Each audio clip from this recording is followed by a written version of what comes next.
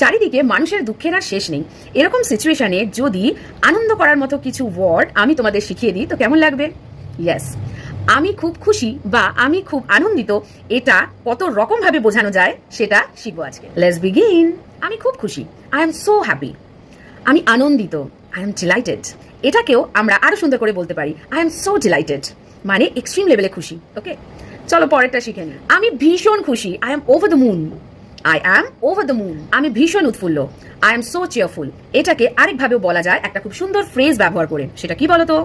On cloud nine. যদি আমরা বলতে চাই এটা সত্যিই আনন্দের, ইট ইজ রিয়েলি ডিলাইটফুল, সত্যিই উত্তেজনাপূর্ণ। Wow, that sounds exciting. ওটা দারুণ, দ্যাটস অসম। ওহো কি দারুণ, ওহ হাউ মার্ভেলাস, হাউ মার্ভেলাস। যদি বলতে চাই শুনে খুব খুশি হলাম, কি বলবে in English? I am very glad to here that. আমার সময়টা দারুণ কাটছে, I have a great time, I have a good time. কেমন লাগলো ভিডিওটা অবশ্যই কমেন্ট করে জানিও। আর আরো ভালো ভালো এরকম ইংলিশ জানতে হলে এখনই ফলো করে নাও আমাকে। টাটা।